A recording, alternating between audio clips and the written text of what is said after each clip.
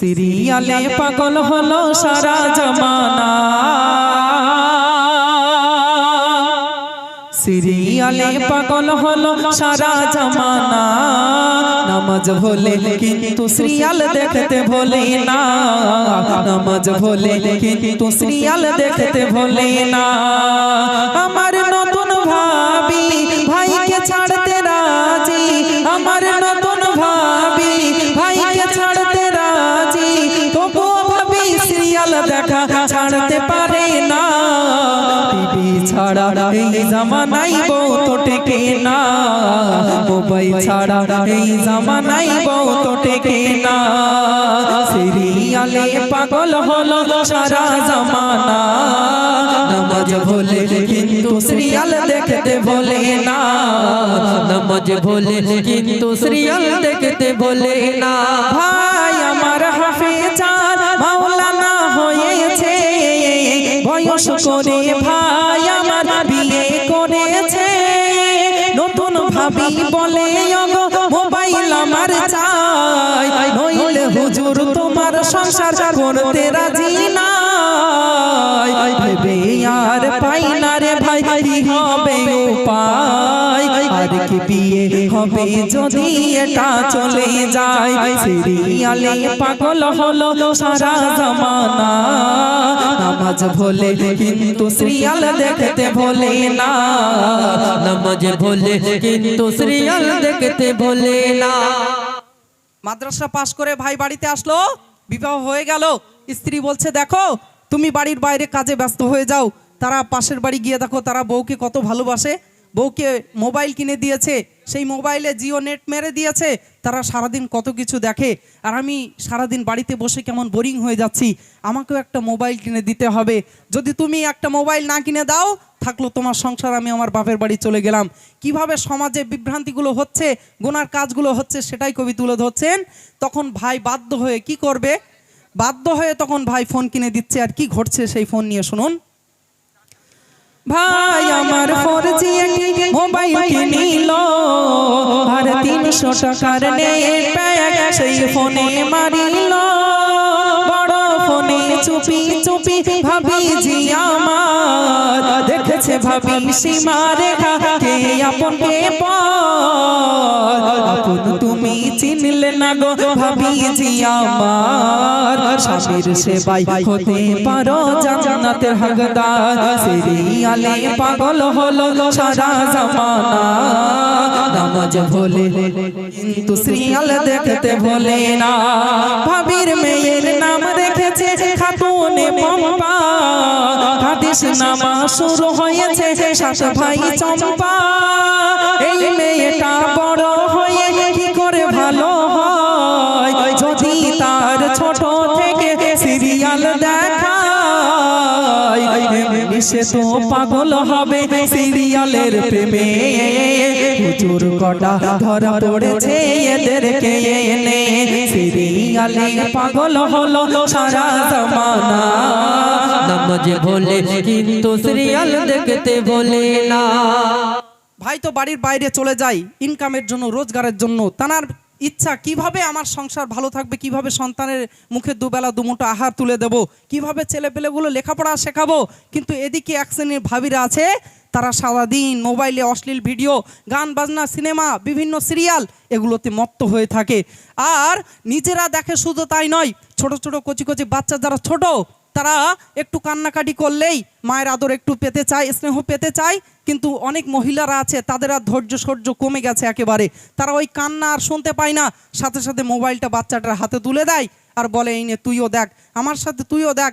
এইভাবে বাচ্চারা তারা এত মোবাইলে পাগল, শর্ট ভিডিও দেখতে দেখতে, খেতে গিয়ে মোবাইল, শুতে গিয়ে মোবাইল, তারা আস্তে আস্তে ছোটবেলা থেকে তাদের স্মৃতিশক্তি হারিয়ে যাচ্ছে, তাদের পড়াশোনায় মন বসছে না, একের পর এক তারা খারাপির দিকে চলে যাচ্ছে। এটা সমাজের একটা রোগ, যেটা আমাদের এই জায়গা থেকে দূরে সরে আসতে হবে। তা না হলে আমাদের সন্তানগুলো বড় হয়ে তারা কিভাবে ভালো জায়গায় পজিশনে আসতে পারবে। তারা হলো কাদার দলা, তাদেরকে ছোটবেলা থেকে আমরা যেভাবে গড়ব তারা বড় হলে ঠিক তেমনই হবে। তারপরে কবি অতি মূল্যবান কথা লিখছেন সমাজের আরেকটি রোগ। কবি লিখছে শুনুন। ছেলের বাবা দেখতে গিয়ে বলে দাবি দাবানা, যা করবে আমার ওই বড় জামাই। ছেলের বাপ বলছে আমাদের কোনো দাবি দাবা নেই। ছেলের বাবা দেখতে গিয়ে বলে দাবি দাবা নাই, যা করবে আমার ওই বড় জামাই। আমার শালা খুবই ভালো, কিছুই না নেবে, আমার শালা খুবই ভালো, কিছুই না নেবে। তবে মুর্শিদাবাদ থেকে বলে গেছে একটা অ্যাপাচি বাইক দেবে। খড় খাই না এরা শুধু গাদাই গা ঘষে, মুসলমান আজ পড়েছে কর্মের দোষে। সিরিয়ালে পাগল হলো সারা জামানা, নামাজ ভোলে কিন্তু সিরিয়াল দেখতে ভোলে না, নামাজ ভোলে কিন্তু সিরিয়াল দেখতে ভোলে না। ছেলের বাপ বলে আমাদের কোনো দাবি দাওয়া নেই, ওই আমার বড় জামাই আছে তার সাথে কথা বলুন, ও মোটামুটি সব বলে দেবে।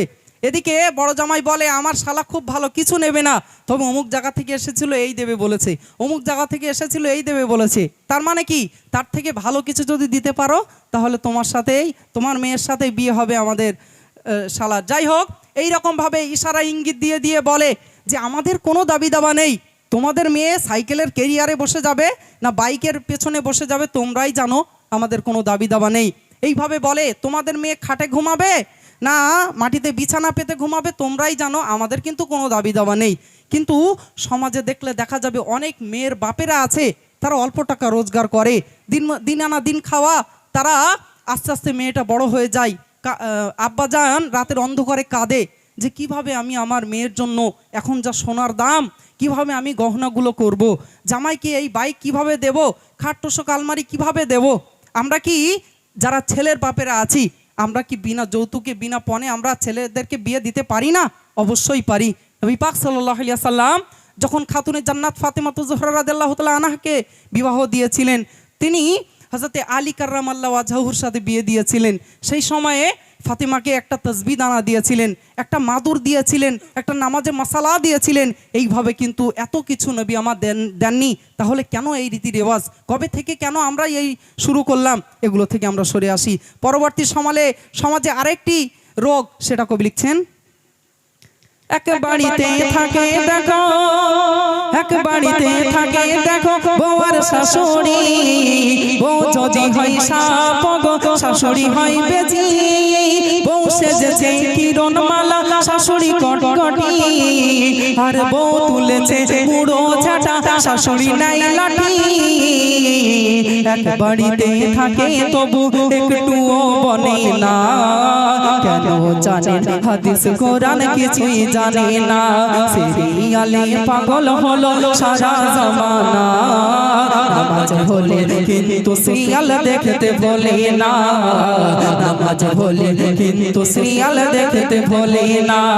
আমার নতুন ভাবি ভাইকে ছাড়তে রাজি, তবুও ভাবি সিরিয়াল দেখা ছাড়তে পারে না। বিবি ছাড়া এই জামানায় বউ তো টেকে না, মোবাইল ছাড়া এই জামানায় বউ তো টেকে না। বেশিরভাগ সংসারে অশান্তি লেগেই আছে, বউ শাশুড়ির মধ্যে কোনো মিল মহব্বত নেই। বউ যদি এই ঘরে থাকে শাশুড়ি ওই ঘরে, বউ যদি এই বারান্দায় শাশুড়ি এই বারান্দায়। কেন এমন হয়? এই যে পরের মেয়ে তাদেরকে একটু আপন করে নেই, আর যারা মেয়ে আছো তারা শাশুড়িকে মা মনে করে নেই। কিন্তু না, এখন যে যার মতো চলছে, সবাই মনে করছে আমি সব কিছু করবো। এমন যদি হয় সংসারে তো অশান্তি হবে। যারা ছেলেরা কষ্ট করে বাড়িতে আসে, এসে যদি দেখে বউ শাশুড়ির মধ্যে এমন যুদ্ধ হতে যাচ্ছে, চলেই যাচ্ছে, তাহলে তাদের ব্রেন কিভাবে ভালো থাকবে, তাদের ইবাদতে কিভাবে মন লাগবে? সারা দিন তো তারা পেরেশানির মধ্যে থাকবে। এগুলো থেকে আমরা দূরে সরে আসি।